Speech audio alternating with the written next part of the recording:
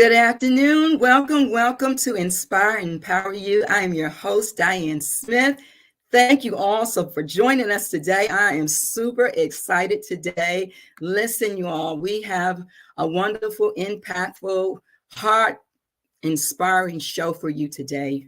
So I'm just asking you all to just lean in today. For some of you out there, you may not know that this show is centered around adding value in the areas of self-care, self-love, spiritual restoration, and we talk much about resilience. We want to have guests experts on to talk and share what they do in their industry and how they can impact the communities and add value.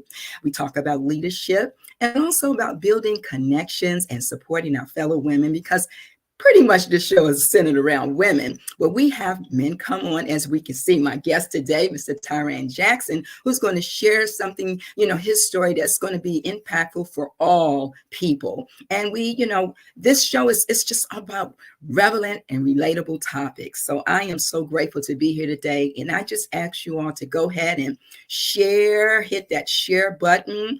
We want to know that you're all out there today. This is going to be one impactful show that's going to really, I believe, is going to help you all, and it certainly has helped me. So my guest, Tiran Jackson, oh my goodness, what can I say? First and foremost, Tiran is a comrade of mine in the business industry.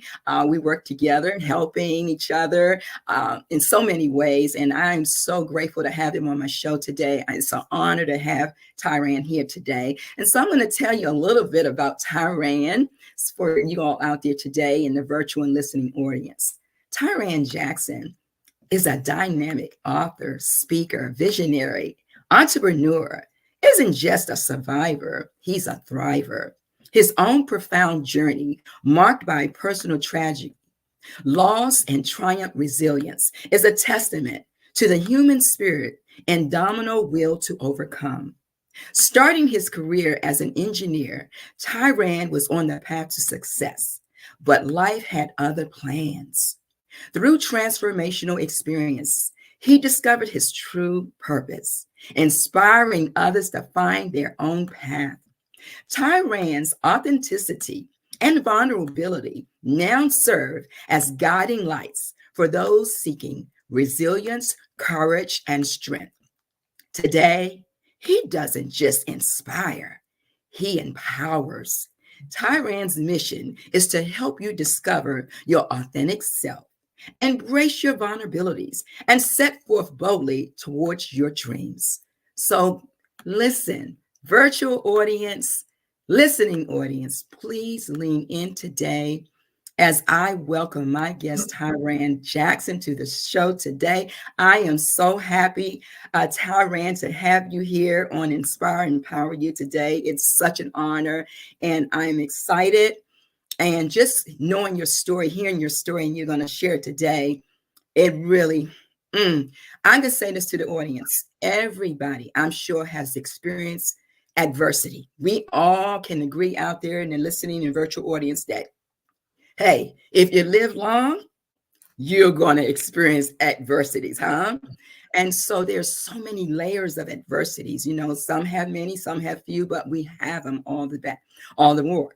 And so I want to just say today, as he comes on and shares his story, just be open, because listen, things happen in life, but we realize in life as we go through life, man, that thing really wasn't, it was for to teach us something, but it really was to help somebody else out there. So my guest today, I'm telling you, he's going to come, he's going to bring it and share his heart with all of you. And it's going to really, really help us in so many ways. I'm excited. He has helped me, and I've cried, but it has helped me overcome some things. So listen, lean in, chime in. If you have comments today, please, questions for Tiran today, please put those comments in. You have questions, he is here to answer. So without further ado, I just want to introduce Tiran Jackson to the show today. Oh my goodness. Thank you so much, Tiran. And before we get started, I want to know about your personal journey, Tiran. My question first and foremost is, could you share with us, some of the pivotal moments from your personal journey that led to your transformation, from being engineering to an inspirational speaker and entrepreneur today. Can you share with the audience first and foremost? Yeah, no, first off, thank you for that introduction, Diane. I appreciate it. And for everybody out there, I appreciate you being a part. Without getting too deep into it, there is one pivotal moment where I realized my life was going to go in a different direction. Now, I didn't know that at the time, but God was talking to me and he was telling me a message. And I'll touch it. I go into that a little bit deeper as we get into just my whole story. But there was a clear defining moment in which I knew that the life that I had was not going to be the life that I was going to move forward with. And that started a transformation. And that transformation led to exploring completely different avenues and paths that I didn't see coming. And I refer to it as the moment that I was reborn. And as I go into, my business, my platform is called Reborn Resilient. I'm going to tell you a story. I'm going to tell all of you guys a story that's going to change your perspective on a lot of things related to life and how, we go down a journey and a path that we don't necessarily see ourselves going. But sometimes it takes, a greater direction from God or some means of being able to guide you down something that you might not even be aware was meant for you. So. Wow, my goodness. You are absolutely right. I can concur on that, Tiran. We never know. And, this scripture comes to mind, Tiran, where it says in the Bible, I think it's Proverbs 3, 5, and 6, where it says, trust in the Lord with all your heart and lean not to your own understanding. Like in all your ways, acknowledge him. He should direct your path, because you don't know what's going to happen from one day to the next. And things happen in our lives that we don't understand why it happened, right? And I tell you, that faith and God, having a relationship with God, really, Tiran, I mean, you can attest what you just said. That really helped me get through a lot of things, and still today. And so my question is, as you tell your story, I would like to know in the audience, I'm sure, how did you navigate through what you went through? So can you share your story and how you navigated through that personal tragedy and the loss, and how you emerged now to be a thriver? Yeah. Okay. So first off, everybody sit down. Okay. I'm going to take you on a journey with me. I'm going to take you guys back. This was 2018.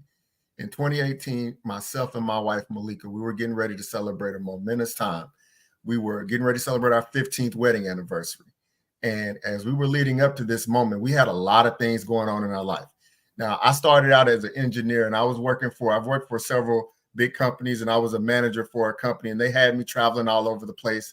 So it seemed as if I was pretty busy. And then she had just gotten promoted as a director. She was a HR executive. She was the director of diversity, equity, and inclusion for her company, and had just been put into that role about 6 weeks before our vacation. And so she would be gone 1 week and I would be at home taking care of our son, Cameron. And then when she would come back, I would be traveling the next week. So we really weren't having as much time together as we wanted leading up to this moment. But that made us being able to take this break, this disconnection from everything that was going on in our lives, to really be able to spend a couple of days to focus and reconnect with one another. So going back to June 2018, the day before the trip, I took my son to Nashville to stay with his uncle. I told him, son, I'll be back in 1 week to pick you up. And he was already of the mindset that mom and dad are getting ready to go on vacation. They're going to have a good time. He's going to have a good time terrorizing my brother-in-law's dogs and messing with his cousins and staying up late. So he was excited, get the little separation from us for a little bit. But the intent and the plan was to be back there next week to pick him up. So I left them, dropped him off thinking that everything was going to be fine. And Malika and I, we got back to Atlanta and was getting ready to take off the next day for our trip to the Bahamas. We go to the Bahamas. First 2 days, they were great. Had some time at the beach, had some fruity drinks, some time at the pool, took some pictures. Everything was good. We spent time bonding, connecting, talking about everything that we had gone through and all we were going to go through over the course of the next 15 years and the 15 years after that, and so on and so forth. On the third day, we thought we were going to do something adventurous. We were going to leave the resort and we were going to actually go on an island excursion. People do this all the time. So we booked an appointment to be able to decide between if we wanted to go on a half-day excursion or we're going on a full-day excursion. And as we were thinking about this, we're talking about it, how much time we wanted to spend on it. She wanted to get back to the spa later that afternoon. I wanted to go golfing that afternoon. So we said, instead of doing the full day, we'll do this half-day tour. So we got up that morning. Everything seemed great. We got to the edge of the resort where a bus was picking us up and stopping by a couple of different resorts before going to this marina. We get to the marina at about 8:45. And as we get up to the counter, we have to make the decision for sure. Did we want to do the half-day tour or the whole day tour? And I said, okay, let's go ahead. We talked about this already. We're going to do this half-day tour. So we pay for doing that, and we wait a little bit before we actually board our boat. But they've got 2 boats taking off at the same time. And so as we take off, everything seems great. Air seems, is fresh, is wonderful. The weather is perfect. I'm sitting there with my baby, and I'm thinking to myself, this is going to be the highlight of our vacation, that we're going to have a wonderful time on this tour, and we're going to have something that we'll definitely remember as we move forward. Well, unbeknownst to me, it was going to be something I was going to remember for a different reason. As we took off at 9 a.m. to start this excursion, everything seemed perfectly fine. And I can remember having my arm over Malika, and I'm thinking to myself, this is going to be a great day. For 5 minutes of the ride, my life changed forever. We didn't realize this, but where we were sitting, it was right above a fuel tank. And there was a fuel leak that was emanating from that fuel tank. And as a result of that, a spark happened. And the next thing I know, the boat exploded. I found myself waking up face down on the surface of a burning boat because I was literally on fire. My right thigh was burning. It was changing colors because I was exposed to the flames right there. As I wake up, I glance down at my left foot, and I actually see my left ankle bone. My left foot was severed to the point where it was just dangling and blood was gushing out. And as I'm starting to come to and become conscious, I hear passengers from the second boat. They're yelling at me, get off the boat, get off the boat. And I'm thinking to myself, I'm in shock. Lord, what's happened? I don't know. But I try to push myself up, but I crumble. I try to push myself up again. I didn't know it at the time. My collarbone was broken in 4 places, so I couldn't even do that.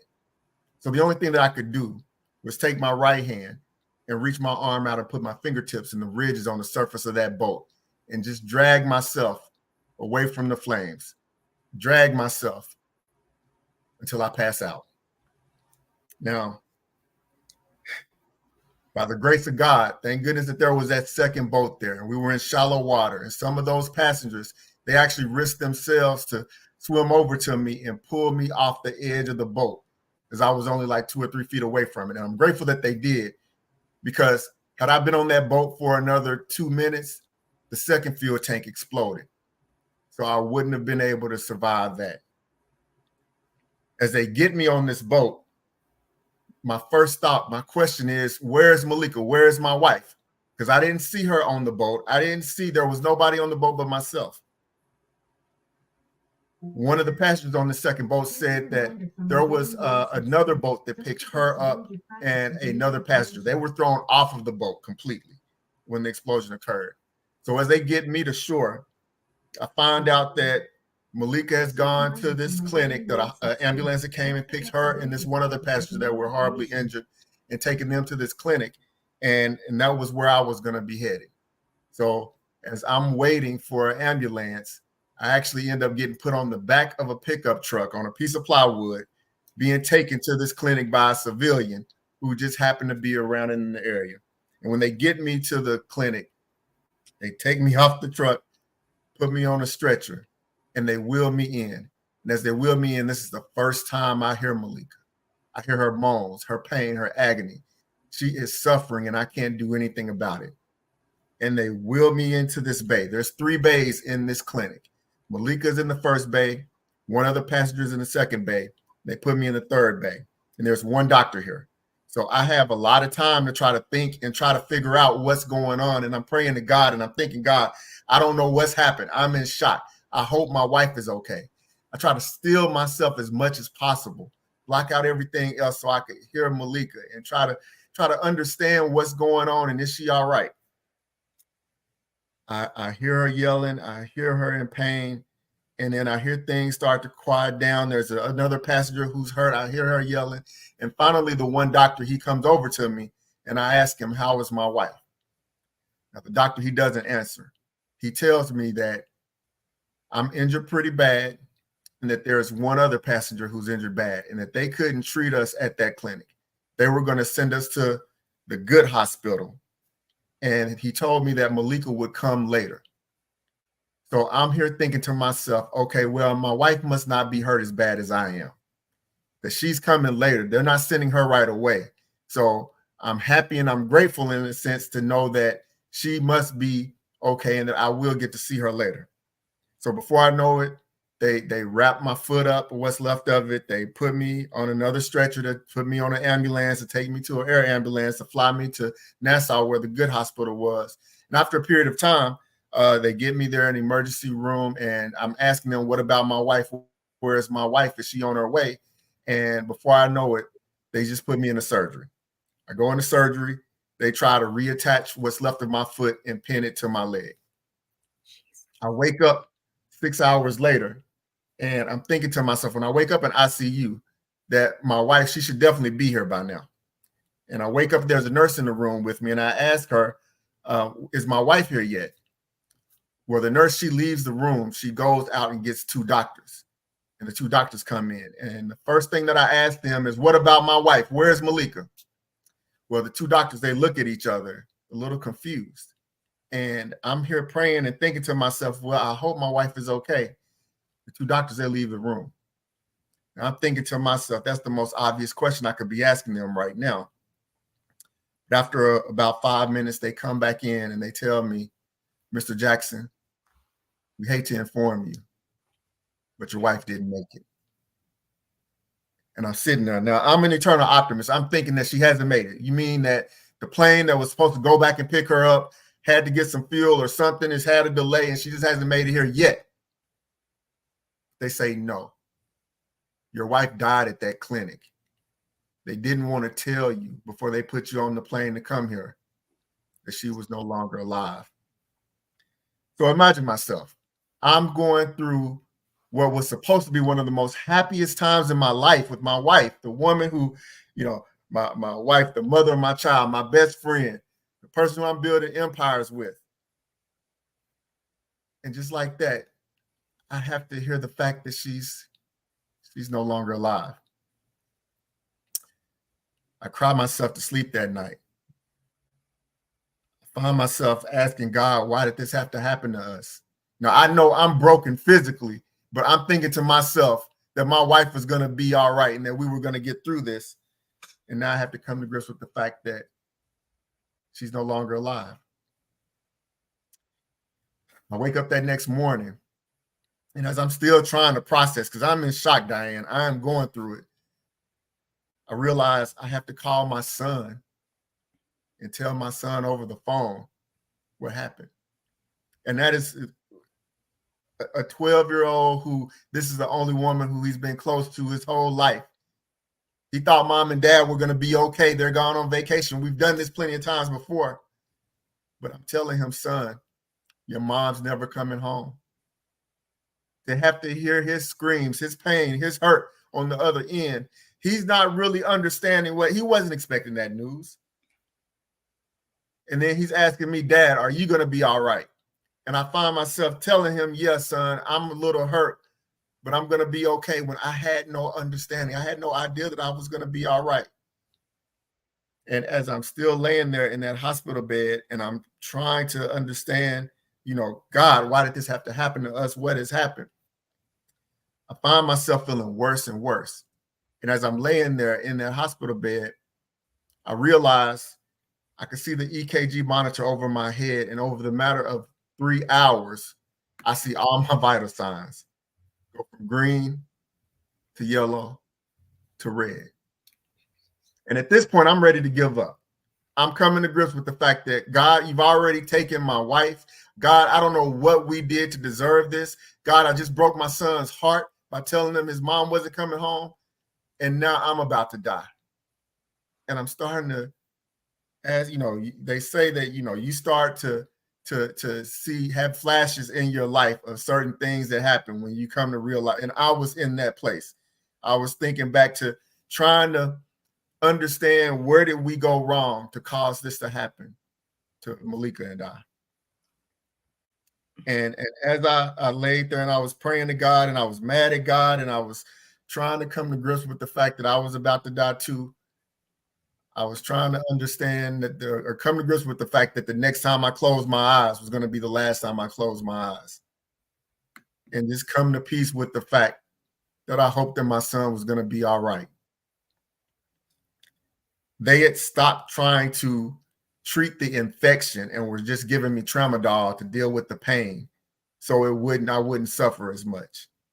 And I went to sleep not expecting to wake up to see the next day. Now, by the grace of God, I did wake up that next day, and my vital signs, they were still fighting. They were still bad, but there were things happening in the background that I wasn't fully aware of. My sister and my mom, they had found a way to make it from Tennessee to the Bahamas, and they were trying to work some things out, and the embassy was doing some things. And before I knew it that morning, I'm basically getting confiscated from this hospital, because a level 1 trauma unit in Florida saw what happened. They heard what I was going through, and they said they wanted to try to give me the best shot of still being able to survive. So I found myself that morning being put on an airplane, flown to Florida. And as I get there, the doctors, they tell my family that they're going to do everything that they can to try to make sure that I survive. And so now at that point in time, that's when I realized how messed up I was. I had 3rd-degree burns on my right leg. I had a broken right foot. I had a fractured pelvis, fractured vertebrae, bruised ribs. My collarbone was broken in 4 places. I've been in and out of consciousness 5 times between the time the accident happened and the time I got into that clinic. And my left foot was severed to a point where it seemed as if it was lost. Now, what they did was, as soon as I got there, I had to go into emergency surgery again. And what they said was that basically we're going to have to take his left leg in order to prevent the infection from spreading even further in his body. So I go into surgery and I wake up and I see my left leg missing. Now, over the course of the next couple of days, or the course of the next 4 days, I went through 9 different surgeries. And on one day, I had to go through 5 surgeries in one day just to start fixing some of the things that were broken in me. But after that next day, that's where I was finally getting into a place where I could start to process what was going on. And I was praying to God, and I was talking to God, and God spoke to me as clear as I'd ever heard him in my life. And he told me a couple of things. He told me that Malika had lived a good life, and that she had did what she was designed to do here on earth, but it was her time to come home. He told me if he wanted to, he could have taken my life when that boat exploded. He could have taken my life when my vital signs went from green to yellow to red. He could have taken me the day before when I went through 5 surgeries and I was still unstable, but that he was keeping me here and keeping me here for a reason. He told me that I hadn't fulfilled my purpose yet in life, and that the life that I had before was no longer the life that I was going to lead going forward. But he had this one message that kept resonating, and it was to be resilient. Be resilient. He said that the obstacles that I've overcome to this point just to still be here were nothing compared to the obstacles that I was going to have to face moving forward. And that I had a choice that I was going to have to make. That if I wanted to, I could feel sorry for myself and live in pity and survive, or I could make the choice to be strong, to be resilient, and to thrive. And that this was the decision that I was going to have to make if I wanted to fulfill my purpose in life. He told me I wasn't going to go back to being an engineer, but I didn't know what that meant moving forward. But it was at that moment, when you asked the initial question, what was the moment in which it was defined to me? And keep in mind, I'm still mad at God. I'm still not understanding why this had to happen, but I was being obedient and listening and trying to be able to grasp that I had to be resilient. Now, at that point, I didn't know what resilience truly was, but I was understanding. It became to me clear later that what resilience is not regaining what was lost, but it's reshaping what still remains. And it's what we do with what still remains that allows us to move forward in the life and in the purpose and in the meaning that God has in mind for us. That's what's going to define your story moving forward. So that was the moment that things changed. Now I was in the truest state of despair. I was broken physically, spiritually, emotionally, mentally. But I understood that with resilience, that was going to be the glue that was going to start putting these pieces back together in my life. And so that was the moment where things started to change, at least spiritually, mentally, emotionally. I was still a mess. And I had to go through this journey where for 2 weeks, I was still in the hospital getting put back together and trying to get to a place where I could at least be able to move, be pushed in a wheelchair. And I went through a period of time where the doctor said that it's going to be 10 months before you walk again with a prosthetic leg. And if you get the prosthetic, you'll never walk like a normal person. And but having that still that belief and faith in God got me through so many different things. As I talk about the recovery, I had to go through overcoming the severe grief, the survivor's remorse, the depression, the anxiety, as well as PTSD. All of these were things that I was dealing with. And as I got released from the hospital, I ended up going to actually having to stay at my sister's house for about 6 weeks to heal physically. They tried to get me in multiple rehab facilities, but I kept getting denied because I only had one functional limb. They said you needed 2 limbs in order for us to be able to do anything with you. My right foot was in a cast, my left shoulder was in a sling, and my left leg was missing. So I was truly down on myself. I had to understand that I wasn't the same person that I was before. And then I had to figure out all of these different aspects of life. How am I going to be a single father to my son? I didn't even know how to put lunch money in his account. I was so used to having that rock in my life, Malika, and having to be able to move forward. But with God, he brought me through this. There were so many things. My physical healing became something that was miraculous. And they said I was a walking miracle. In 3.5 months, I was walking with the prosthetic again. And I was able to start doing things that I never thought imaginable when I was in that hospital bed. I was doing the things physically that I needed to in order to get myself back together, because I knew that it was meant for me to be able to get to this place where I could be there for Cameron. I tell people this story about what it meant for me to keep pushing despite the will not really being there to want to. And go back about a year before this accident happened. Malika and I, we were having a conversation in our basement. We were watching a movie. And in this movie, we saw the main character die early on. And it led to one of these what if questions. What if something were to happen to me? That was the question I asked Malika. If something were to happen to you, what would you want me to do? And Malika told me, she thought about it for a second. And she said that if something were to happen to her and she were no longer here, she wouldn't want me to grieve for too long. She'd want me to go back out there and find happiness in the world again. Then she thought about it for a second. And she said, she came up with this list.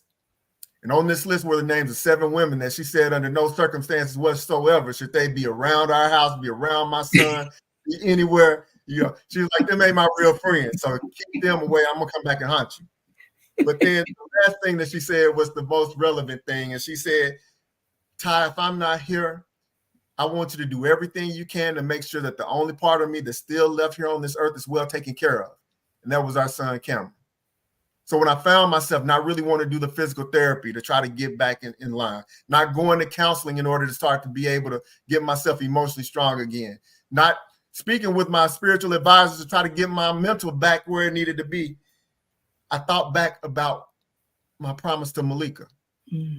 And these were the things that got me going. And, you know, you minimize, you don't really think how relevant some of those minor conversations may be in that moment. But God put it on us to have that conversation in that point in time. And as a result of it, it gave me a blessing and it gave me instructions on things that I needed to get me moving when I didn't want to move, to be able to start taking those figurative steps when I wasn't ready to, or at least I didn't think I was. And so I knew I had to get myself into a condition where I could at least be there and do what I needed to do for our son. And so the 10-month time that they said you might be able to walk, I was walking in 3.5 months. I started jogging, I started running, I started doing 5Ks, I learned how to swim with one leg. All of these things were amazing things because of what despite the pain that I had to feel, and I blamed God for it, I realized that he was transforming me. He was giving me a means of being able to be an example for other people on, despite what I take away from you, I'm going to give you more. When I found myself being hopeless and we started talking about the scripture and the word, and there was a scripture that kept coming back to me when I was in the bed, Jeremiah 29:11, for I know the plans I have for you, plans to prosper you, not to harm you, plans to give you hope in the future. I was hopeless, Diane, at a point in time. And I had to understand that God was still using me. He was still talking to me. He was still going to give me a reason to have hope in the future. And even though I didn't know what that future was at that point in time, it was going to be made clear to me as I moved forward and kept the faith. Well, I want to jump in there for a minute.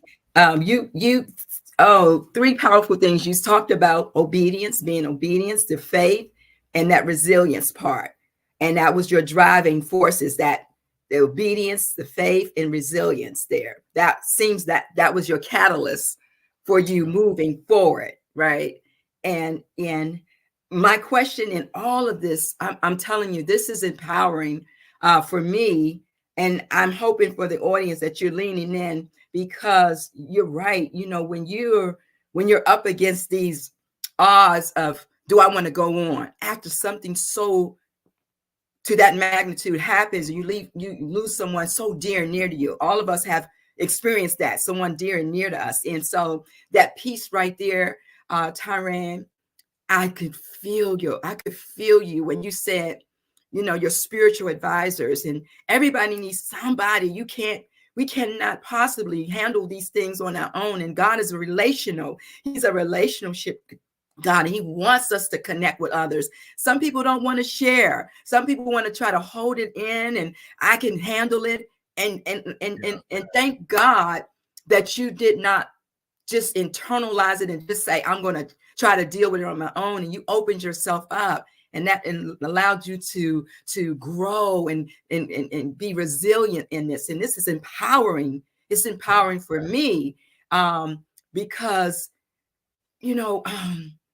that spiritual piece, leaning on God, going to God, trusting and praying, crying out to him. We all need to do that, not just when we need something, right? When we want God to do something for us. No, in the good, the bad, the happy, and the sad, right?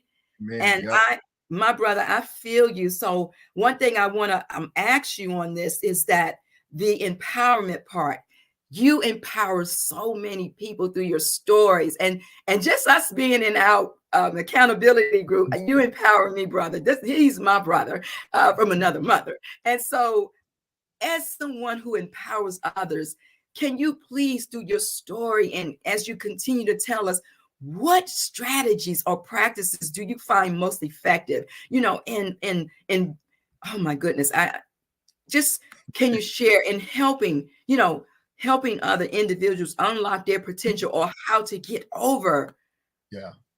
Yeah. Can you talk to us about that piece?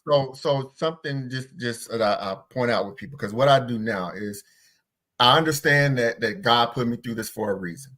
I help others who are stuck and paralyzed in grief to be able to get past that, and then be able to develop the resilience in order to deal with life's challenges and obstacles. And then from there, be able to design the aspects of their life to get the life that they're looking for, the life of their dreams.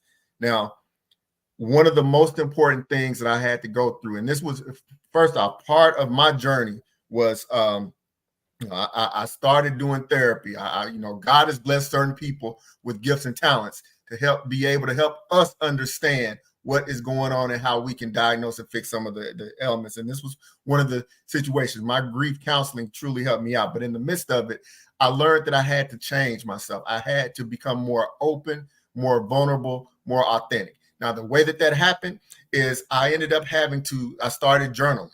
And, when you start doing that, you start taking the time to meditate, to be able to get those thoughts out of your head and put them on paper. It becomes real. You start to see things a little bit clearer. That is one of the first things that I advise people to do, because we live busy lives. We try to keep so much in our own mind, and we can get cluttered in the way that we're thinking and approaching things. But as I started doing that, it did a couple of things. It allowed me to be able to express emotions in ways that I never had before, to be able to think through and process what was going on. and also to be able to realize that I'm not the same. I don't have the same. I don't have the same. I'm not the same person as I was before. I didn't have the same, ability to move and get around like I wanted to. So I had to figure out how I was going to adjust. And in thinking through, okay, well, I know I'm not supposed to go back and be an engineer from what God had told me, but I knew that there was going to be something that he was going to put on me. And before I realized that there were people coming into my life that were guiding me in different areas. And this is one thing that I say, sometimes going back to what you said earlier, I think in Proverbs 3, 5, and 6, when we rely on our own understanding for so much, we're destined to have limitations and fail. But we have to trust in him, and we have to trust in some of the things that are happening. And sometimes he was bringing people in my life that were able to help me in the right ways.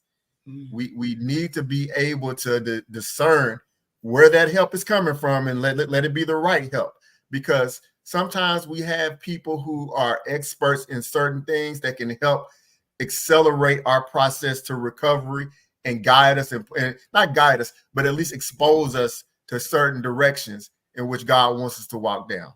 And so as a result of this, I found myself going into different areas that I didn't think. I started journaling my thoughts and ideas. And before I knew it, this journaling turned into a book. And so this was becoming a means of me being able to not just share my story, but find the lessons in what I was going through and realize that those could be expressed to other people to help guide them through the challenges that they're facing. The book turned into me. Well, even before the book, I was asked to speak at a event, and I had never spoken before, and be able to share, just some of what I was going through in the psyche and perspective from someone who was young, who lost a close loved one and had to figure out how to move forward.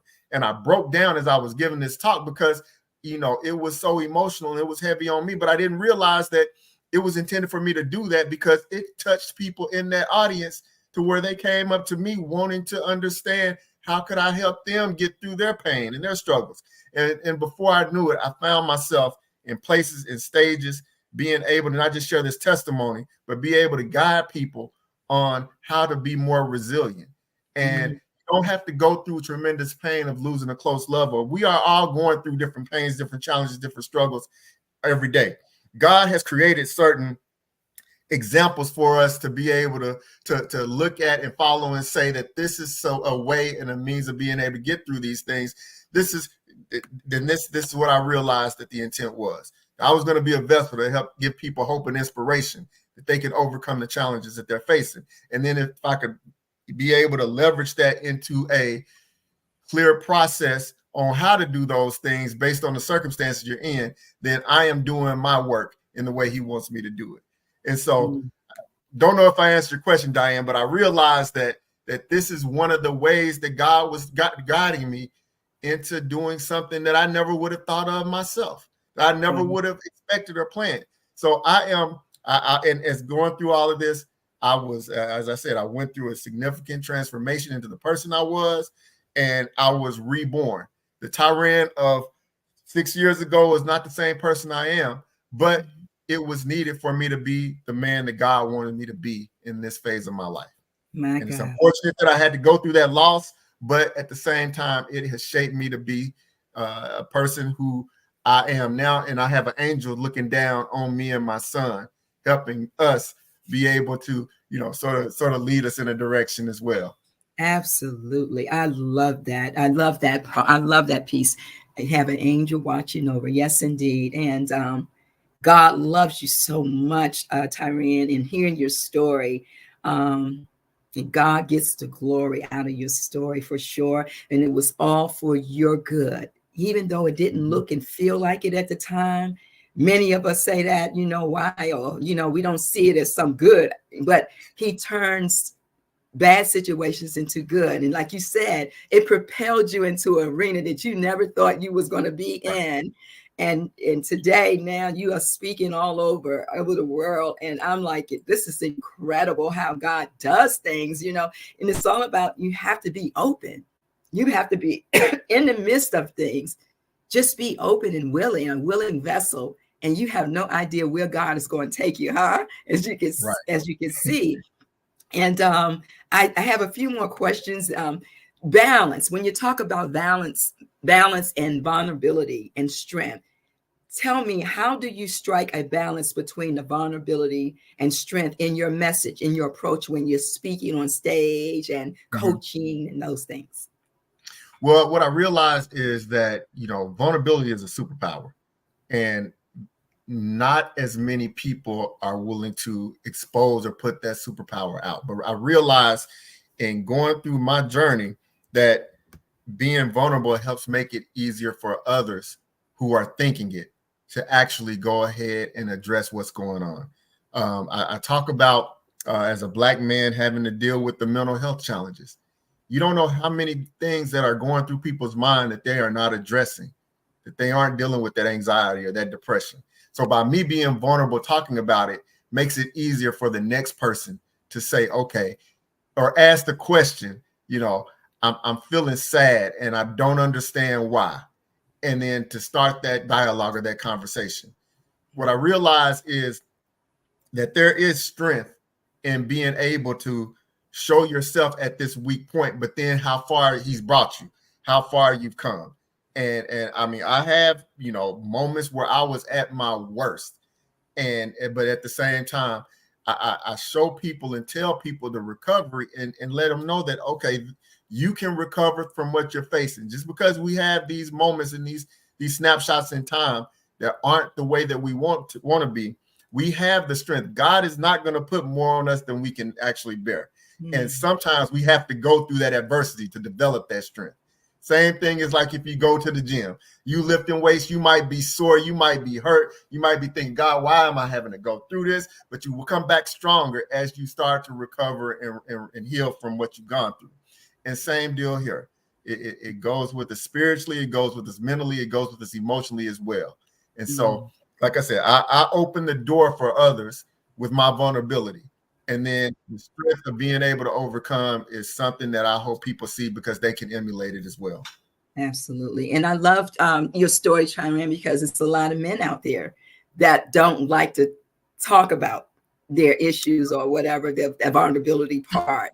And being that you are a man and you coming on, I hope that the guys out there are listening. You have a brother that's opening up, and it's so healthy. It's so liberating to do that. Not many can do it. It's easier said than done, but you have, that's why we have Tiran here today, to let you brothers out there know that, hey, you know, you have a brother that's here to encourage, uplift you. You can talk about it brother to brother because he understands that other side of the piece, you know, not necessarily what, you know, the magnitude of what he went through, but you don't, apples and oranges, you don't compare, but at the same time, it's still adversity. At the end of the day, it's something, you know. So I really thank you for coming on and sharing your story today. It was very, very impactful, very educational, very inspiring and empowering at the same time, because my God, everybody, we all have stories in us and we don't even realize we are packed with all types of stories for all situations. So we're just walking around with these stories in us, and God is saying, come on, y'all. Okay, I allowed you to go through these things. Now I want you to start having that voice, use your voice to help others. And so he pushed you out there in an unusual way, but now you're out there and you're embracing what God has brought you into, and now you're living it out. And it's so empowering. So in closing, I'm so thankful. I want to close with asking you about legacy and impact. Like, what legacy do you hope to leave through your work, Tiran, and how do you measure the impact you're making on others? Well, first off, I think legacy is so important. One of the things that I did after everything happened was I got a scholarship foundation created in Malika's name. I wanted to make sure that her legacy carried on. She was a big proponent of education and wanting to help people. So I feel like legacy is something that we should work towards, and then we should also look to carry that for those who aren't here that we know should have it carried on. So I definitely think that that's important. As far as my legacy, look, I want people to view me as someone who has gone through a lot, but has also overcome. And by doing so, when you have that doubt and that question, because I had doubt and questioning myself as to what my future was going to look like. But if you keep that faithfulness, if you keep pushing, if you keep moving forward, it's going to reveal itself. And I hope that I make the impact of being able to help hundreds of thousands of people through my words, through my message, through my instruction, to be able to get over that obstacle, that hurdle that's in their path, that's keeping them from moving over it, from moving forward. So that's what I hope to do, to be able, that's what I will do. Let me not say hope, but I understand that's what I will do as the time pushes forward. Thank you so much. We have some comments. People have been making comments here in the comment here. We have people saying, watching and rejoicing in the Lord on the show today. And we have another lady. She says, what a powerful testimony you shared today. So we have people chiming in. Good afternoon to you all. And we thank you all for chiming in today on the show. And Tiran, it's been a pleasure. It's been an honor having you on. And one last final thing, I would like to know if you could share with the audience, something that most people wouldn't know about Tiran, like a fun fact or a fun hobby, fun food or bucket list. Something about Tiran that we could take with us today about you. So I got something interesting. I got an interesting story. I know I have an interesting story to begin with, but about 2 months ago, I got the chance to spend some time with the president, Joe Biden, and his wife. They chose me to be someone who was doing something with them here in Atlanta, based on some of the impact that I'm doing out in the world and helping people get past some of the pain that they're facing. So that was something cool. It was unexpected. It was something that just popped up the day before, and I was like, sure, that'll be fine. So I got to kick it and spend some time with the president and so on for a little bit. That's awesome. Look, talking about being in the right place at the right time, positioning, huh?